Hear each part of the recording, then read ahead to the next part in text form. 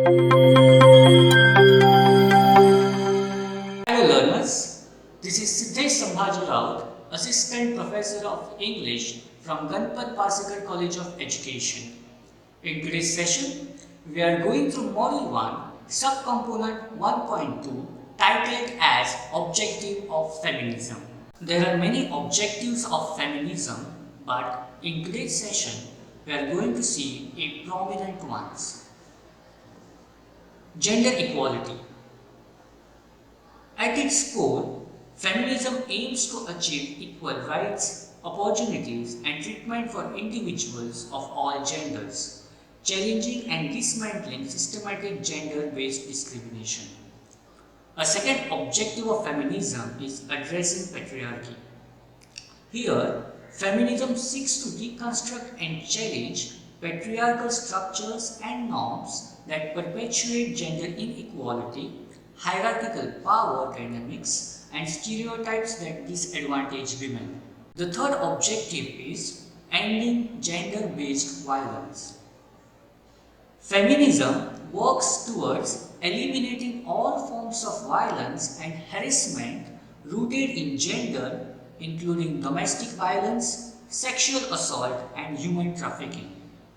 And the last objective of feminism that I have included is equal economic opportunities.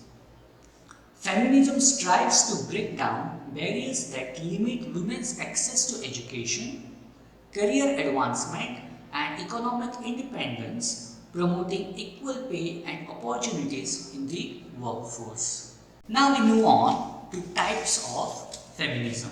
The first one is radical feminism. This particular women's liberation movement started in the late 60s and 70s. The important concern was the oppression of women in public and private territories. It focused on the limited access in education, jobs, or gender-based division of labor. Radical feminists also aimed to improve women's status and argued that the only way in which women can assert their autonomy is through a resistance against patriarchal structures of society. Second type of feminism is Marxist feminism, which is also known as social feminism. So, social feminist movement that calls for an end to capitalism through a socialist reform of our economy. Socialist feminism argues that capitalism strengthens and supports the sexist status quo because men are the ones who currently have power and money.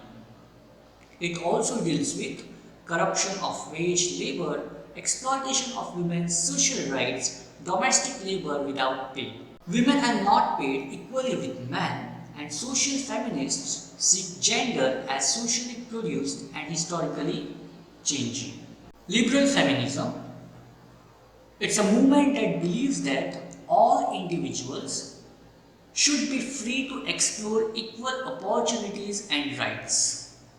So here, liberal feminists argue that society holds the false belief that women are by nature less intellectually and physically capable than men. Liberal feminism fights for complete gender equality through social, political, and legal means. The next one is intersectional feminism. Intersectionality is widely used to illustrate the interplay between discrimination, whether it is based on gender, race, age, class, sexual identity, religion, or more.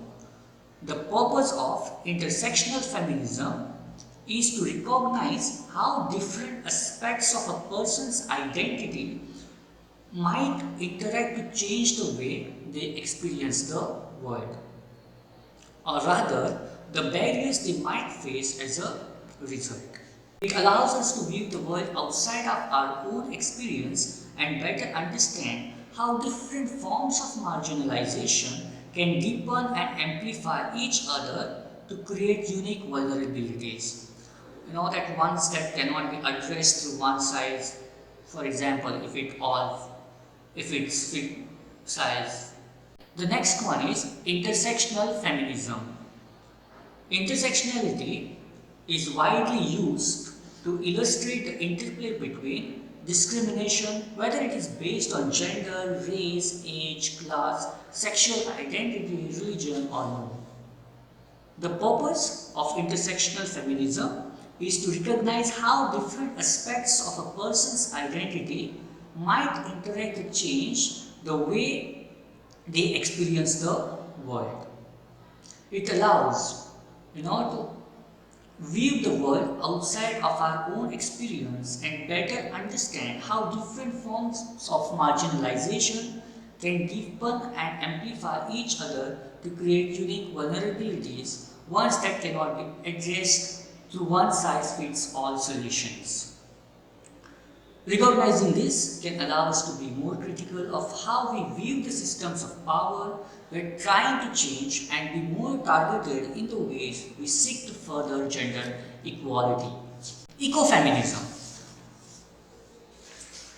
Ecofeminism is a social and political movement which unites environmentalism and feminism with some current linking the ecology with feminism. Ecofeminists see the oppression of women and nature as interconnected. As a movement, ecofeminists deal with issues of gender, race, class, and nature. Ecofeminism links ecology with feminism. Ecofeminists see the domination of women as stemming from the same ideologies that bring about the domination of the environment. Patriarchal systems where men own and control land are seen as responsible for the oppression of women and destruction of the natural environment.